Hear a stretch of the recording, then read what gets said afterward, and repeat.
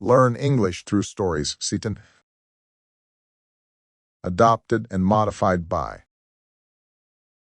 Kulwant Singh Sandhu. Contents: 1. The Boy in a Chocolate Bar. 2. The Clever Frog. 3. Sunday is my favorite day. 4. Picture dictionary page. 1. The Boy and a Chocolate Bar. These two very old people are the father and mother of Mr. Bucket. Their names are Grandpa Joe and Grandma Josephine. And these two very old people are the father and mother of Mrs. Bucket. Their names are Grandpa George and Grandma Georgina. This is Mr. Bucket. This is Mrs. Bucket. Mr. and Mrs. Bucket have a small boy whose name is Charlie. This is Charlie. How do you do? And how do you do? And how do you do again? He is pleased to meet you. The whole of this family, the 6 grown-ups, count them, and little Charlie Bucket, live together in a small wooden house on the edge of a great town. The house wasn't nearly large enough for so many people, and life was extremely uncomfortable for them all. There were only 2 rooms in the place altogether, and there was only 1 bed. The bed was given to the 4 old grandparents because they were so old and tired. They were so tired, they never got out of it. Grandpa Joe and Grandma Josephine on this side, Grandpa George and Grandma Georgina on this side. Mr. and Mrs. Bucket and little Charlie Bucket slept in the other room, upon mattresses on the floor. In the summertime, this wasn't too bad, but in the winter, freezing cold drafts blew across the floor all night long, and it was awful. There wasn't any question of them being able to buy a better house, or even 1 more bed to sleep in. They were far too poor for that. Mr. Bucket was the only person in the family with a job. He worked in a toothpaste factory, where he sat all day long at a bench and screwed the little caps onto the tops of the tubes of toothpaste after the tubes had been filled.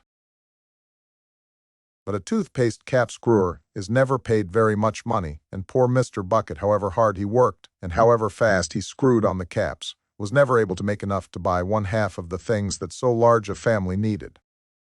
There wasn't even enough money to buy proper food for them all. The only meals they could afford were bread and margarine for breakfast, boiled potatoes and cabbage for lunch, and cabbage soup for supper. Sundays were a bit better. They all looked forward to Sundays because then, although they had exactly the same, everyone was allowed a second helping.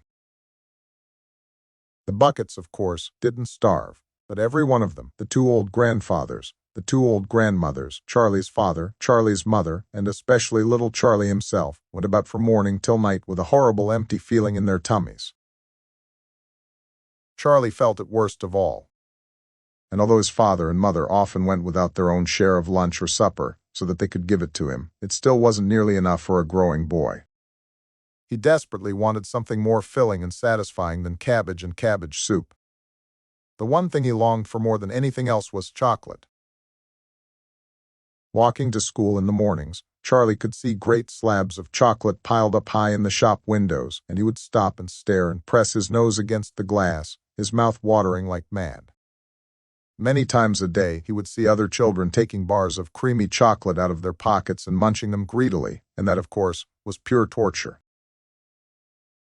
Only once a year, on his birthday, did Charlie Bucket ever get to taste a bit of chocolate. The whole family saved up their money for that special occasion, and when the great day arrived, Charlie was always presented with 1 small chocolate bar to eat all by himself. And each time he received it, on those marvelous birthday mornings, he would place it carefully in a small wooden box that he owned and treasure it as though it were a bar of solid gold, and for the next few days, he would allow himself only to look at it, but never to touch it. Then at last, when he could stand it no longer, he would peel back a tiny bit of the paper wrapping at one corner to expose a tiny bit of chocolate, and then he would take a tiny nibble, just enough to allow the lovely sweet taste to spread out slowly over his tongue. The next day, he would take another tiny nibble, and so on and so on. And in this way, Charlie would make his 6-penny bar of birthday chocolate last him for more than a month. But I haven't yet told you about the one awful thing that tortured little Charlie, the lover of chocolate, more than anything else. This thing for him was far, far worse than seeing slabs of chocolate in the shop windows or watching other children munching bars of creamy chocolate right in front of him. It was the most terrible, torturing thing you could imagine, and it was this. In the town itself, actually, within sight of the house in which Charlie lived, there was an enormous chocolate factory. Just imagine that. And it wasn't simply an ordinary, enormous chocolate factory either. It was the largest and most famous in the whole world. It was Wonka's factory, owned by a man called Mr. Willy Wonka, the greatest inventor and maker of chocolates that there has ever been. And what a tremendous, marvelous place it was.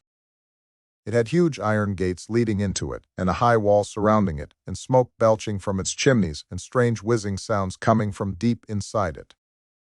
And outside the walls, for half a mile around in every direction, the air was scented with the heavy, rich smell of melting chocolate. Twice a day, on his way to and from school, little Charlie Bucket had to walk right past the gates of the factory. And every time he went by, he would begin to walk very, very slowly, and he would hold his nose high in the air and take long, deep sniffs of the gorgeous chocolatey smell all around him. Oh, how he loved that smell! And oh, how he wished he could go inside the factory and see what it was like. 2. The Clever Frog. Deep inside a forest, there was a pond. Many fishes, crabs, and frogs lived in the pond. Theirs was a happy and peaceful life. Among them lived 2 beautiful fishes named Santo and Banto. They were bigger than the other fishes in the pond. They were very proud of their good looks and intelligence. In the same pond lived a frog with his wife.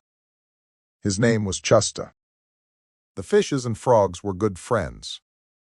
They all were living a peaceful life. But one day 2 fishermen, returning from the river in the forest after fishing, came across the pond. It was late in the evening, and as usual, all the fishes and frogs were at play. Santo, Banto, Chusta, and many others joined the game. They leapt high into the air and chased each other. Seeing the beautiful scene, the fishermen were amazed and stopped to watch the scene. "How beautiful they look," said one fisherman. "Yes, and so many of them too," replied the other. "The pond does not look very deep," said the first fisherman. "Let us catch some of them. It is already very late, and we have a heavy load to carry a long way. Let's come back tomorrow," suggested the other fisherman. Chusta turned to the others in the pond and said, "Did you not hear what the fisherman said? We must leave this pond for a safer place, just because 2 fishermen said they would come back to catch us tomorrow. You want us to leave our home and flee. For all we know, they might not come back," said Santo.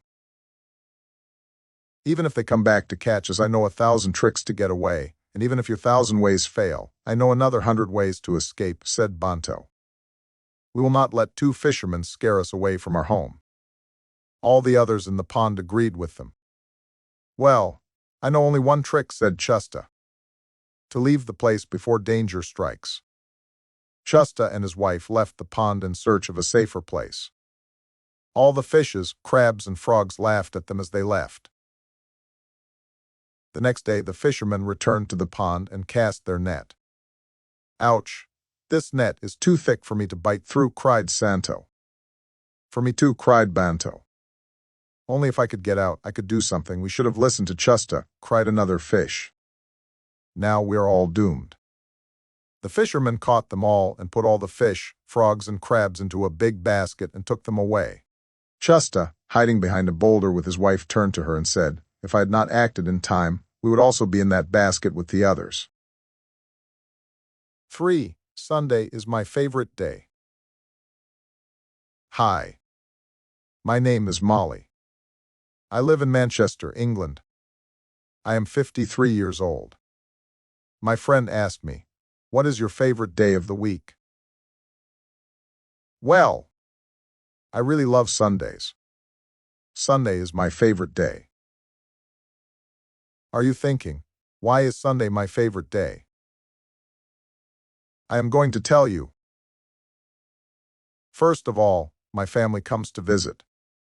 I have 2 daughters and they each have 2 kids. They all come over on Sunday afternoons. But I think it is better if I tell you about my day in the order it happens. First things first, that is. So, here we go. I wake up early. I always wake up early. But I don't get up. My husband brings me a cup of tea in bed. I love that start to my day. Then he goes to the gym. He doesn't do a workout, he goes to the swimming pool and he swims. He does 50 lengths. 50 lengths at his age.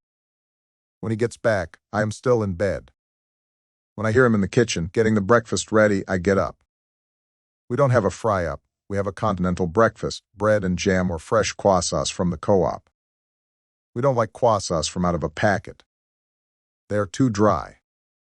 After breakfast, my husband goes down to the newsagent and picks my newspaper up. I read the Sunday Times. I love the articles and I always do the crossword. I really enjoy that. Sometimes my husband helps me. At about 11 o'clock, I have a piece of cake and a milky coffee. It's my one coffee of the day. Soon it is afternoon and I get ready for my daughters and the grandkids. I prepare a full Sunday lunch, usually roast beef, Yorkshire puddings, and vegetables. I also prepare a veggie bake as my eldest daughter is a vegetarian. We all sit around the table and talk about our week. Later on, the kids go out into the garden and play with the dog. My daughters help me with the washing up and we chat some more. After they leave, I am very tired, but happy. My husband makes us a nice pot of tea and we watch a bit of TV.